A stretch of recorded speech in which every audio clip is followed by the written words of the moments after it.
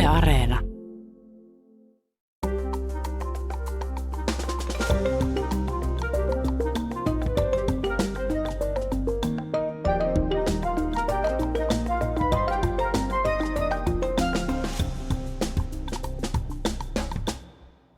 Hi there. Remember me? You may have seen my byline, Mark B. Odom, at the top of stories on Yle News.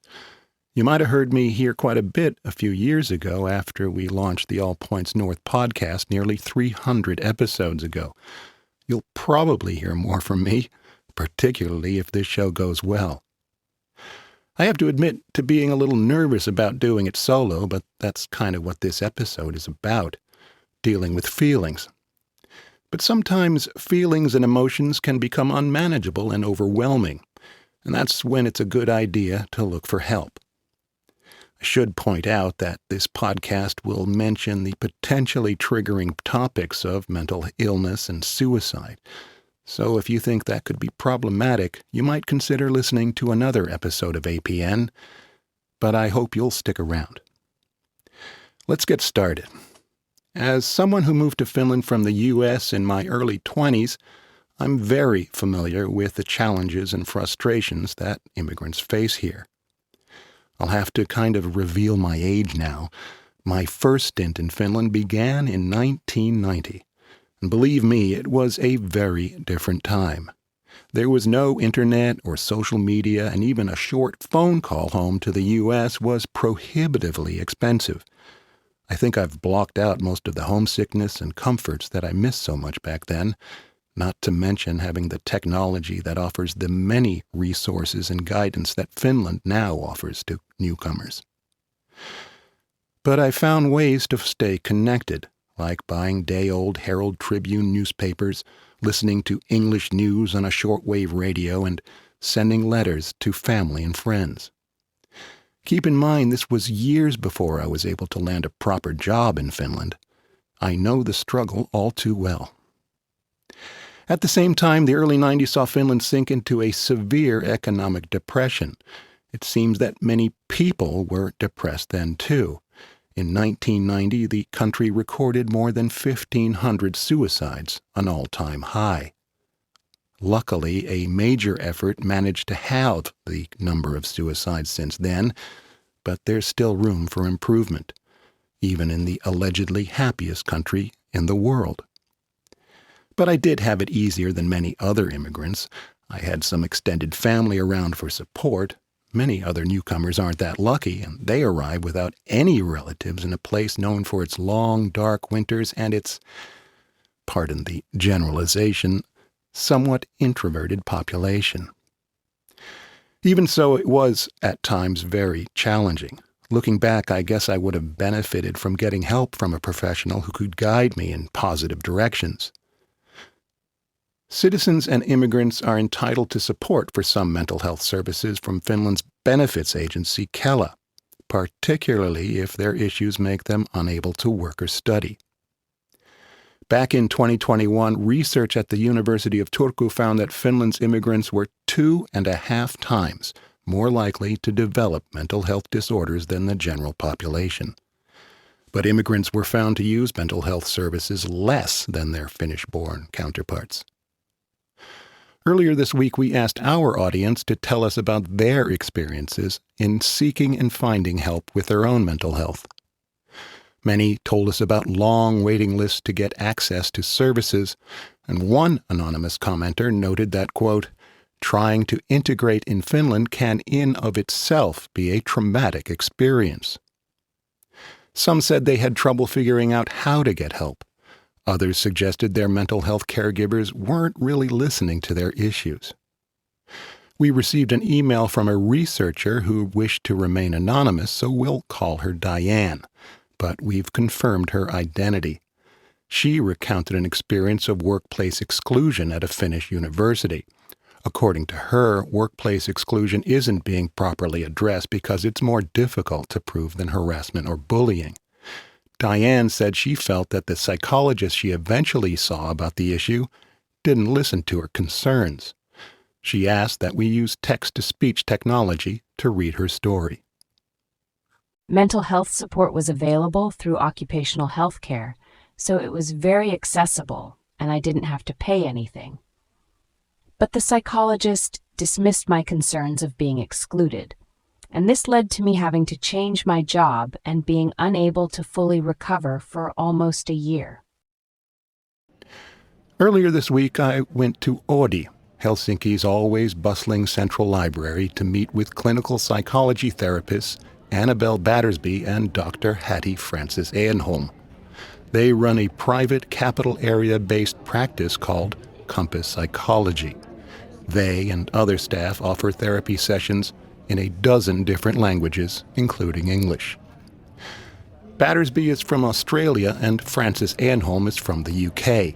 They studied clinical psychology in their home countries and have been practicing in Finland for around 8 years. Battersby speaks English with her clients, while Francis Ehnholm speaks English and Swedish, the language she learned to integrate in Finland. But Battersby says their progress didn't happen overnight. It was quite hard and lonely, I think, at first, and I met Hattie because I was trying to reach out to anyone I had even heard a whisper of being a foreign psychologist in Finland. So we kind of tried to find each other, and that process has been going on for about 8 years. Annabelle's very good at networking. They've observed some common themes during therapy sessions with immigrants. I mean, I would say one of the common themes is experience of being a migrant and losing your competence as grown adults. So there's this kind of one concept called mastery of the environment. Mm-hmm. So, feeling competent is really important for your well-being. Mm-hmm. And I think many, many adults lose that the moment they set foot, on Finnish soil. What's an example? Like, for example, I have a client, very typical English-speaking, really highly educated man, but of course he doesn't speak Finnish because he's only been here for 2 or 3 years, and so he doesn't speak Finnish. So he had this feeling that in every everyday situation he'd have to speak Finnish, but he doesn't know how to. So he would be incredibly nervous and just not say anything at all. And so feeling that you don't belong, but also having to take some steps back in your career path as well. Yep. And another thing that often comes up is loneliness and feeling disconnected, and a lot of people struggle getting used to the Finnish communication style. The silence. That's hard for a lot of people. They also say they commonly see clients with symptoms of depression or anxiety, but that feelings of isolation that the immigrant experience often involves can further worsen their symptoms.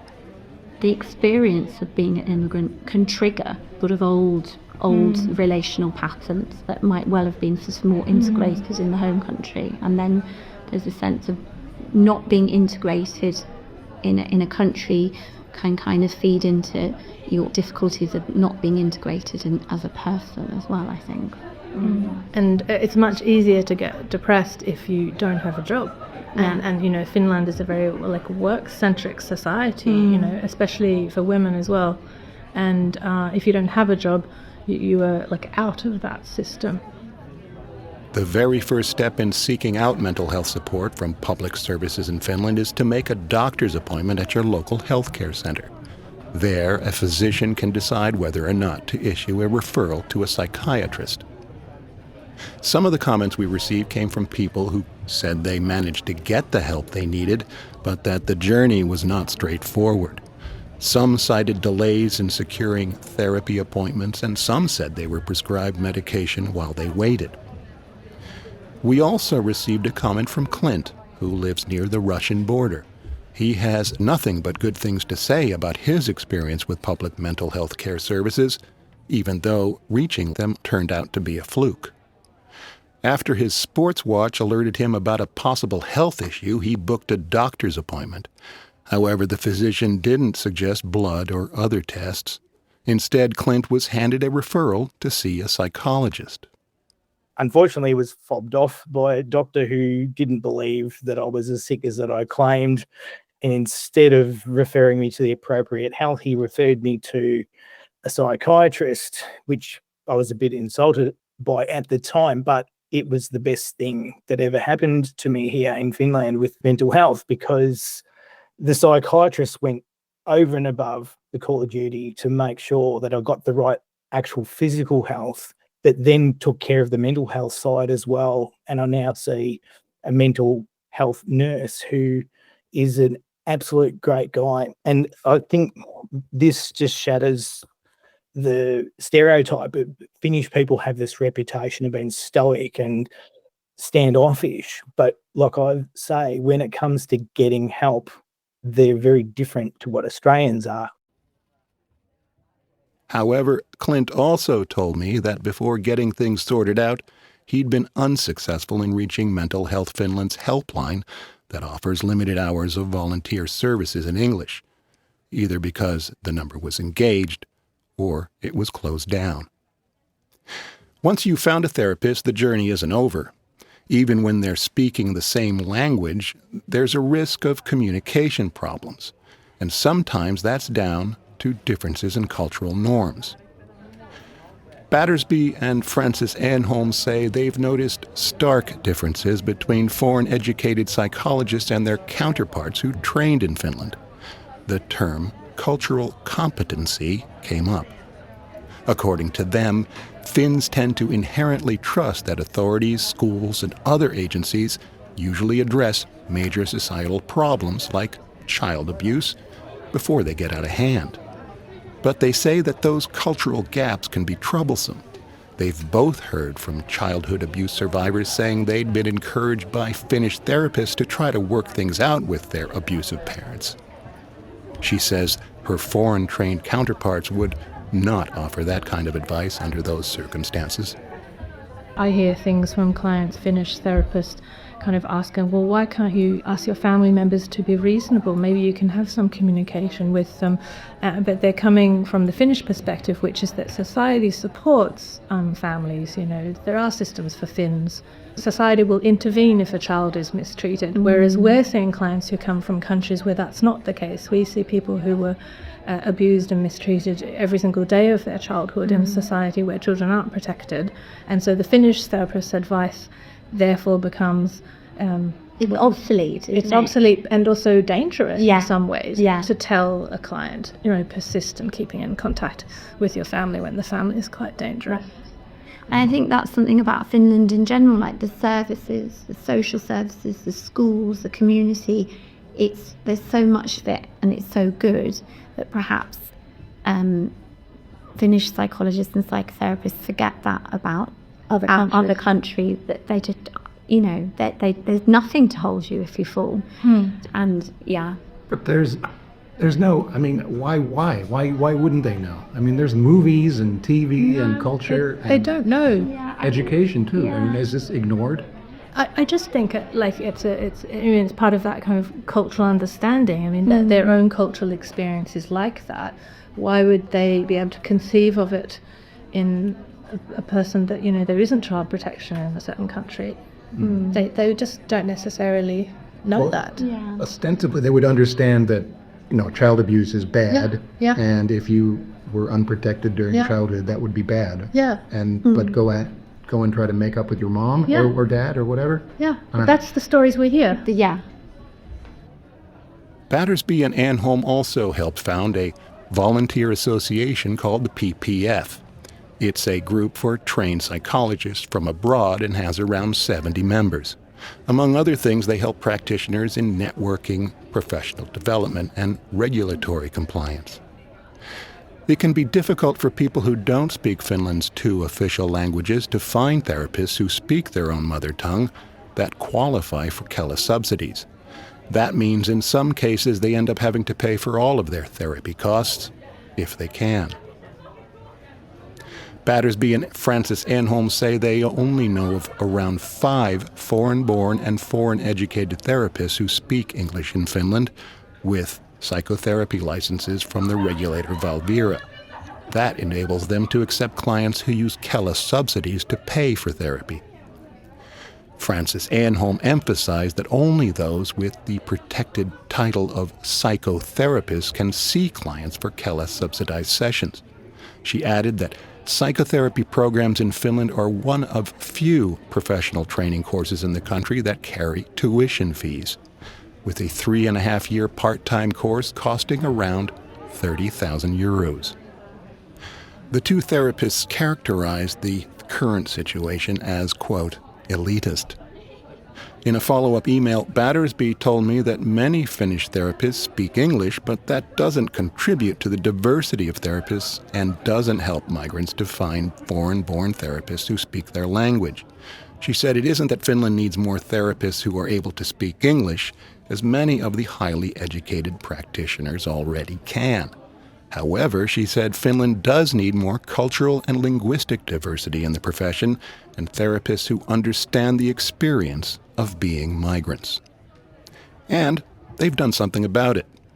A multi-year joint effort of their association and the University of Jyväskylä has resulted in the approval of an English-language psychotherapy training course for mental health professionals that'll begin in 2026 and last for 3 to 4 years.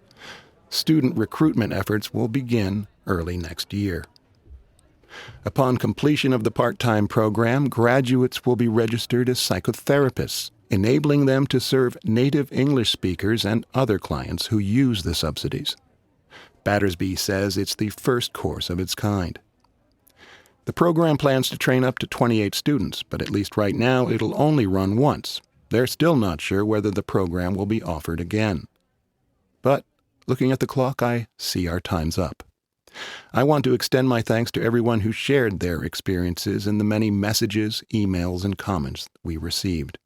If you'd like to join in the conversation, you can reach All Points North on WhatsApp on +358 44 421 0909, or send us an email to allpointsnorth@yle.fi. Now it's time to take a look at what made news in Finland this week. Finnish President Alexander Stubb provided a critical analysis of international politics in a speech to the 80th session of the UN General Assembly in New York. Now, most of the speeches that we've heard here today have highlighted the fact that the world order, balance, and dynamics are changing, much like they did after World War II when the UN was founded. I actually think that the post-Cold War order is over, but we don't know what the new order is going to look like. It will take at least 5 to 10 years for things to settle. And my message to this assembly today is that regardless of the size, each and every member state of the United Nations has agency, a say in how the new world order will look like. It is important that we all use this power wisely and responsibly. Back in Finland, food prices will increase by an average of about 2% next year. That's according to an estimate by the Economic Institute, PTT. Tax changes are coming next year. Value-added tax will be reduced on food, restaurant meals, medicines, and books. At the same time, the inheritance tax will be lowered. However, home office deductions will come to an end. Foreign investment in Finland grew by 2.4 billion euros last year. According to Invest in Finland, they reached a total of 83.5 billion euros. Still, the agency says more capital is needed.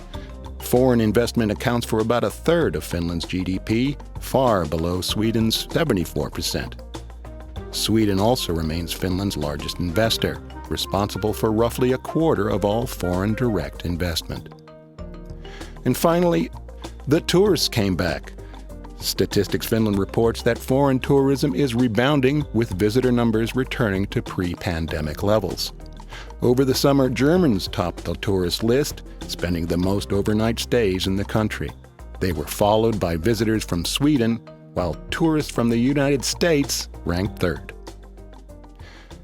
Before we wrap things up, I have the APN tip of the week for what to watch on Yle Areena.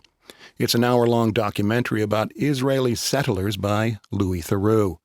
14 years after his first visit, he meets some of the growing community of religious nationalist Israelis who have settled in the occupied West Bank. While the world's attention is fixed on Gaza, Louis learns that settlers are already preparing to move into that territory too. Well, it's time to wrap up this week's show. I hope you're doing well and look forward to our next meeting. Today's episode of All Points North was produced and presented by me, Mark B. Odom. My production assistant was Zena Iovino, and the audio engineer was Pasi Ilkka. Bye-bye.